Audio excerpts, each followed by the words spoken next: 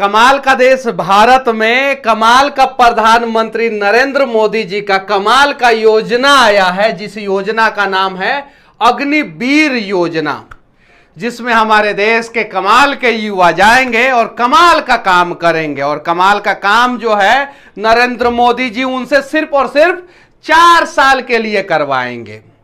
तो जैसे युवाओं का 40 साल का नौकरी घटा के 4 साल के लिए कर दिया गया है, वैसे ही 5 साल का जो एक चुनाव का कार्यकाल होता है उसको भी घटा के 1 साल के लिए कर दिया जाए। सही है कि नहीं मोदी जी? अब योजना के बारे में थोड़ा सा समझ लीजिए आप लोग। हालांकि बहुत सारे जगहों पे विरोध प्रदर्शन होना शुरू हो गया है। विरोध प्रदर्शन करने से कोई फायदा नहीं है, उसके लिए हम सबको एक होना होगा। और जैसे जब जब सरकारी कंपनियां बिकती है उस समय सरकारी कंपनियों को पहले बचाना होगा। धीरे धीरे इन लोगों ने पहले सरकारी कंपनियों को बेचा, फिर देखा इन लोगों ने कि युवा तो कुछ कर ही नहीं रहे हैं, फिर उसके बाद से आर्मी को प्राइवेट करने के रास्ते पे ढकेल दिया। धीरे धीरे जो है आर्मी में जो है वो 4 साल की बहाली जो होगी ना वो किसी एजेंसी के थ्रू होगी, और उसके बाद से वो एजेंसी जो है 1-1 साल के अंदर जो है आपको रखेगा और निकालेगा।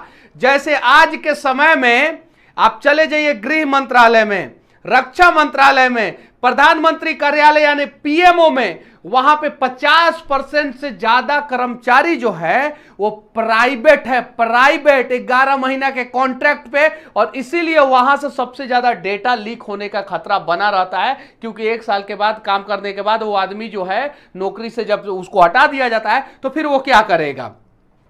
देखिए यहां पे क्या है, अग्निपथ भर्ती योजना के तहत युवा 4 साल की अवधि के लिए सेना में शामिल होंगे और देश की सेवा करेंगे। 4 साल के बाद क्या करेंगे मोदी जी, जरा हमें बता दीजिए। 25% जवानों को 4 साल बाद पूर्ण अवधि भर्ती होगी। हालांकि यह तभी संभव है जब उस समय सेना की भर्तियां निकली रहेगी, और सेना की भर्तियां जो है पिछले 4-5 साल से तो आपने बंद करके रखा है। एगो फिल्म आया था रॉडी राठौर, उसमें कहा जाता था कि मैं जो बोलता हूं वो मैं करता हूं, और जो मैं नहीं बोलता हूं वो डेफिनेटली करता हूं। यहां पे थोड़ा सा अलग है, जो मैं बोलता हूं वो मैं नहीं करता हूं, और जो मैं नहीं बोलता हूं वो डेफिनेटली करता हूं। ये मोदी जी का नियम है। 4 साल के अंत में 75% सैनिकों को ड्यूटी से मुक्त कर दिया जाएगा। आगे के रोजगार के अवसर उन्हें दिए जाएंगे। कई निगम ऐसे प्रशिक्षित और अनुशासित युवाओं के लिए नौकरी आरक्षित करने में भी रुचि लेंगे। वो उन पर निर्भर करता है कि लेंगे कि नहीं लेंगे, जिन्होंने देश की सेवा की है। चलिए आगे आते हैं और इस योजना के बारे में और अच्छे ढंग से समझते हैं। आवेदक का उम्र जो है वो 17 साल से 21 साल होगा। मतलब जिस समय जवानी जो है खपाई जाती है अपना भविष्य बनाने के लिए, उस समय भविष्य बर्बाद किया जाएगा। सपोज 21 साल के उम्र में कोई चला गया और 25 साल के उम्र में रिटायर हो गया, उसके बाद से क्या करेगा मोदी जी, आप बताइए। आप तो अपनी पत्नी को छोड़ के हिमालय पे चले गए, लेकिन वो युवा क्या करेगा, जरा आप ही बता दीजिए। बुरा नहीं, लेकिन देश के युवाओं का भविष्य आप बर्बाद कर रहे हैं और आपकी सरकार जो है बर्बाद कर रही है। हालांकि कुछ मुद्दे पे सरकार सही है, लेकिन बेरोजगारी के मुद्दे पे सरकार 100% फ्लॉप है। 100%। उम्मीदवारों का नामांकन सेवा अधिनियम के तहत 4 साल के सेवा काल के लिए होगा। चयन प्रक्रिया में कोई बदलाव नहीं होगा। मतलब 4 साल के लिए, मतलब 4 साल 1 महीना नहीं होगा। मेरिट और 4 साल के सेवा काल के दौरान किए प्रदर्शन के आधार पर केंद्रीयकृत और पारदर्शी मूल्यांकन होगा। 100% उम्मीदवार वॉलंटियर के तौर पर रेगुलर काडर के लिए आवेदन कर सकते हैं, लेकिन आवेदन तभी कर सकते हैं जब वैकेंसी आएगा। चलिए ठीक है, आर्थिक पैकेज के बारे में थोड़ा सा समझ लेते हैं। अग्निपथ योजना युवाओं के लिए सशस्त्र बलों से जुड़कर देश का सेवा करने का एक बहुत बड़ा मौका है। आर्थिक पैकेज क्या होगा, संयुक्त मासिक पैकेज, पहले साल का पैकेज 30,000 रुपया, चौथे साल का पैकेज जो है 40,000 रुपया महीना होगा। आर्मी की बहाली के लिए तैयारी करने वाले बच्चे जो है इतना काबिल होते हैं मोदी जी कि वो पहले महीना में भी अगर कहीं दूसरे जगह ट्राई करेंगे तो 50,000 रुपया कमा सकते हैं। अब ये काम क्यों किया? हाँ, भत्ता समझ लिया जाए। भत्ता क्या है? पहला भत्ता जो है वो जोखिम भरा है, जोखिम भरा। दूसरा राशन वर्दी और उपयुक्त यात्रा छूट, ये है भत्ता। जैसे 20 साल से 60 साल के बीच का उम्र जो है वो जॉब करने के लिए उपयुक्त उम्र होता है डिफेंस में, सही है। यानी 40 साल का उनका करियर घटा के आपने 4 साल का कर दिया है। वैसे ही आप लोग भी जो 5 साल के बाद चुनाव कराते हैं वो 5 साल से घटा के हर साल चुनाव कराएं, और आप लोगों को भी मौका मिलेगा। जो एक बार प्रधानमंत्री बन गया है उसे दूसरी बार प्रधानमंत्री का मौका मिल सकता है, लेकिन अगर प्रधानमंत्री का वैकेंसी आएगा तो, नहीं आएगा तो वैकेंसी प्रधानमंत्री का फुल हो जाएगा तो नहीं मिलेगा। लेकिन 5 साल का चुनाव जो है हर साल करा के देखिए। आप लोग ऐसा नहीं करेंगे। ये देखिए, उसके अलावा जो है सेवानिधि आर्थिक पैकेज, और भी आर्थिक पैकेज है। मासिक वेतन का 30% जो है ना योगदान करना है, 30% मासिक वेतन का, जो आपको रिटायरमेंट के उम्र में मिलेगा। रिटायरमेंट का उम्र आपका कितना है? 25 साल मैक्सिमम। चूंकि 21 साल के उम्र में मैक्सिमम बहाली होगा, 25 साल के उम्र में रिटायर हो जाएगा, और 17 साल के उम्र में बहाली होगा तो 21 साल के उम्र में रिटायर हो जाइएगा।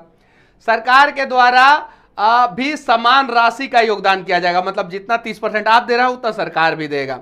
4 साल बाद आयकर से मुक्त 10 लाख की संयुक्त निधि और उपार्जित ब्याज का लाभ, मतलब 10 लाख रुपया पे भी इनको इनकम टैक्स लेना था, लेकिन वो मुक्त कर दिए हैं। एकदम पूरा बढ़िया तरह से बताया गया है कि ये आयकर से मुक्त रहेगा 10 लाख रुपया। ध्यान से देखिए, कार्यकाल पूरा होने के बाद क्या होगा? 4 साल पूरा करने के बाद सभी उम्मीदवार सेवा निधि के लिए पात्र होंगे। उच्च शिक्षा के लिए भी कौशल पात्रता प्रमाण पत्र और क्रेडिट अंक मिलेगा यहां से। उसके अलावा भी और भी बहुत सारा पैकेज है, आर्थिक पैकेज। सबसे बढ़िया पैकेज यही है इन नेताओं के नजर में। देखिए, ध्यान से देखिए, सबसे बढ़िया पैकेज नेताओं ने क्या दिया है? मृत्यु क्षतिपूर्ति। और ये मृत्यु क्षतिपूर्ति क्या होगा? आप शहीद नहीं होंगे, आप मरेंगे। 4 साल के लिए ज्वाइन होंगे ना, शहीद नहीं होंगे, मरेंगे। चूंकि साफ साफ सरकार ने मृत्यु क्षतिपूर्ति दिया है, समझे ना। 48 लाख का गैर अंशदायी जीवन बीमा कवर। सेवा के कारण हुई मृत्यु पर 44 लाख रुपए की अतिरिक्त अनुग्रह राशि। सेवा निधि सहित 4 वर्षों तक सेवा न किए गए हिस्से का भुगतान।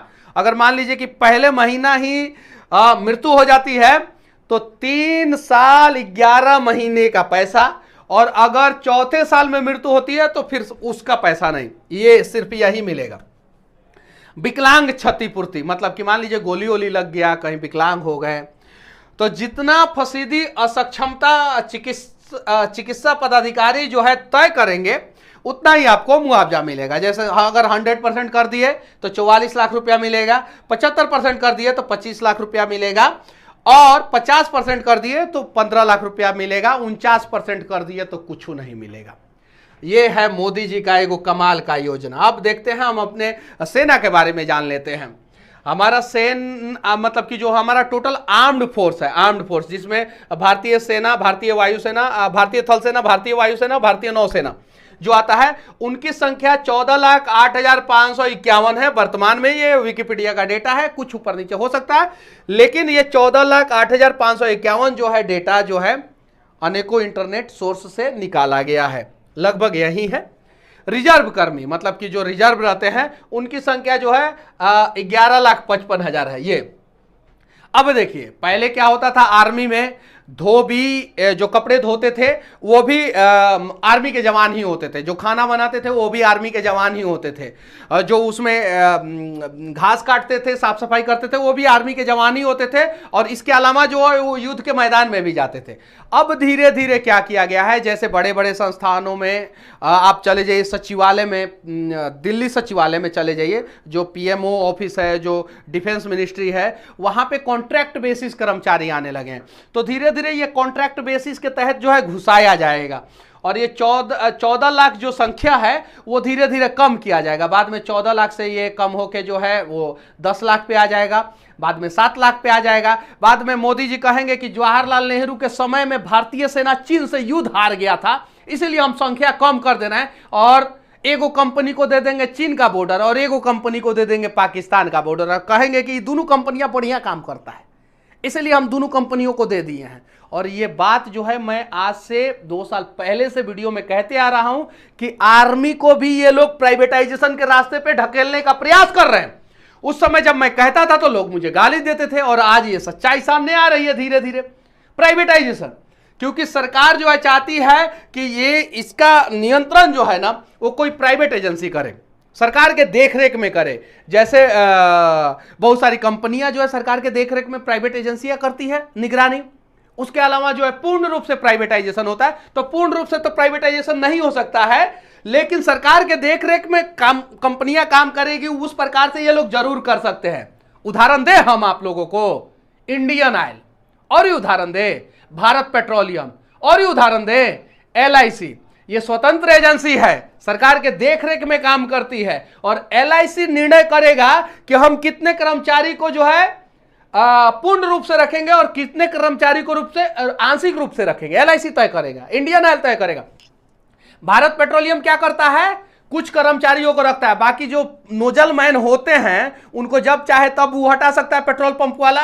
तो ये रास्ते पे जो है ना भारतीय सेना को ढकेला जा रहा है, इस रास्ते पे कि जब चाहेंगे हम 5000 को उठाएंगे और जब चाहेंगे 10,000 को निकाल देंगे, और देखरेख कौन करेगा, भारत सरकार। और उससे भी जब ज्यादा असंतुष्ट हो जाएंगे तो उसको भी बेच देंगे।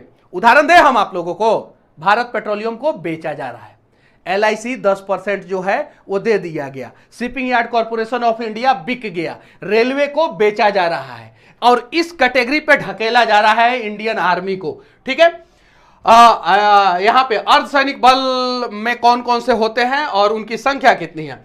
अर्धसैनिक बल में जो है टोटल संख्या अभी जो है वो 10 लाख है अर्धसैनिक बलों की, जबकि अर्धसैनिक बलों की संख्या जो है चीन, पाकिस्तान, बांग्लादेश, श्रीलंका जो हमारे पड़ोसी देश है, और किस प्रकार से उनकी एक्टिविटी है उस हिसाब से अर्धसैनिक बलों की संख्या जो है कम से कम 15 से 20 लाख होनी चाहिए, कम से कम मिनिमम। और जो हमारे ये 14 लाख संख्या है जो एक्टिव आर्म्ड फोर्स है, उनकी संख्या जो है 20 लाख के आसपास कम से कम होनी चाहिए, कम से कम मिनिमम। क्योंकि हमारे दुश्मन देशों की संख्या कम नहीं है, पड़ोसिया जितने भी है वो खतरनाक हमारे दुश्मन हैं, चाहे वो चीन हो, चाहे वो पाकिस्तान हो, नेपाल भी कभी कभी हम लोगों को आंख दिखा देता है, बांग्लादेश से भी हम लोगों को खतरा है, जो बांग्लादेश के बॉर्डर से हमेशा जो है घुसपैठिया घुस जाते हैं।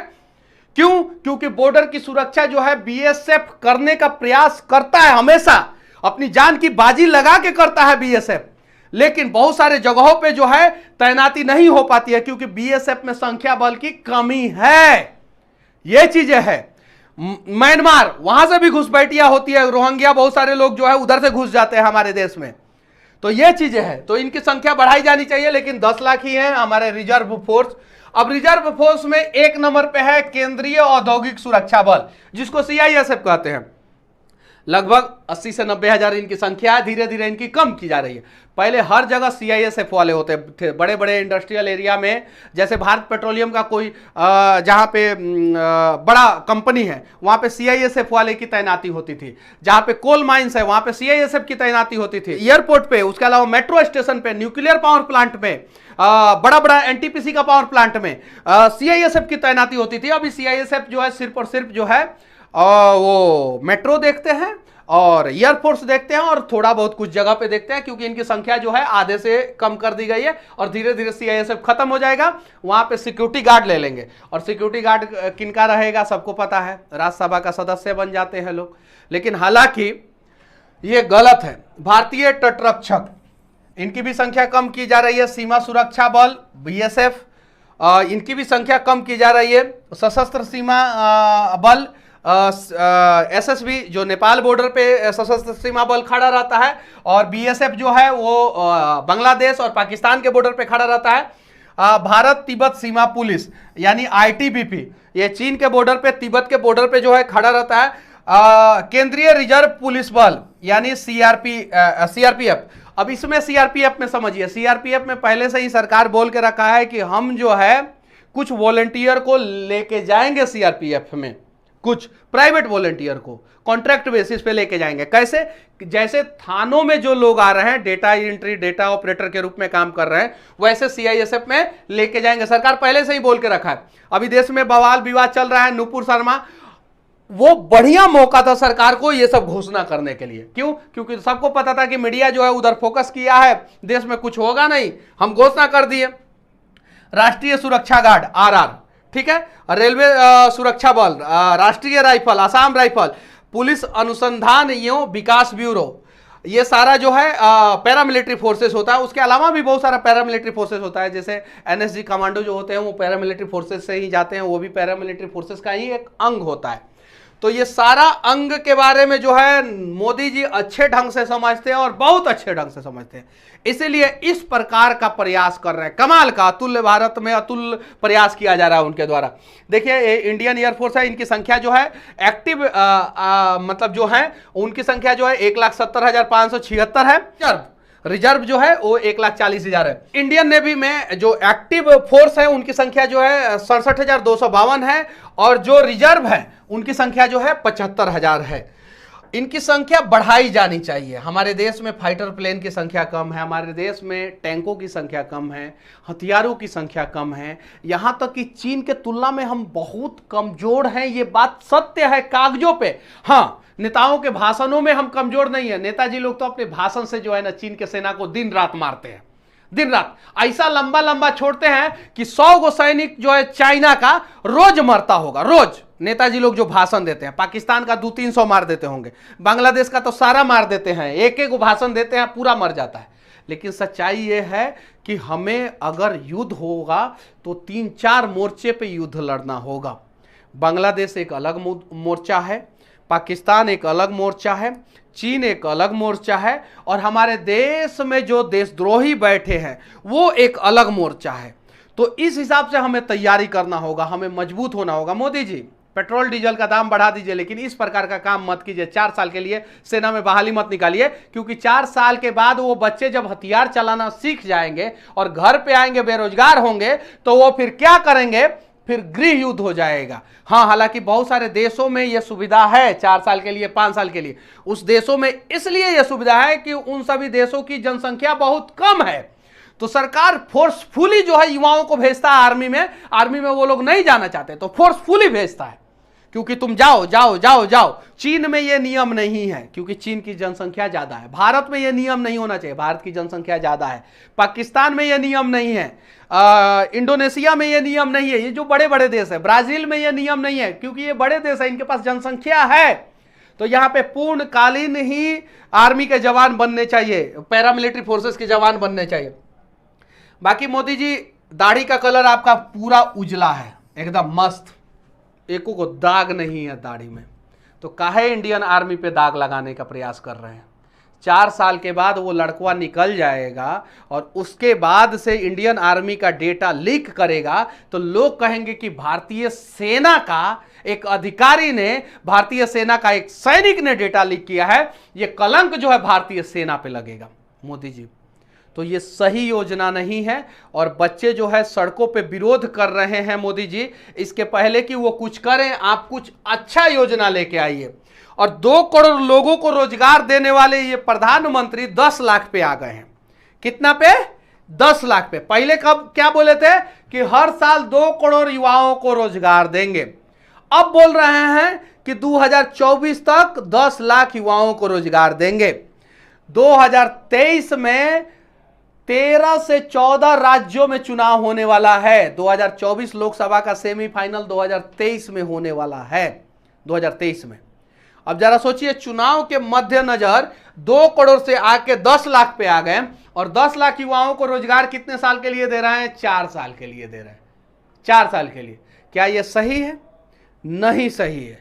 और कहीं नहीं तो कहीं हिंदुत्व के आड़ में हिंदुओं को ही बर्बाद करने का प्रयास किया जा रहा है।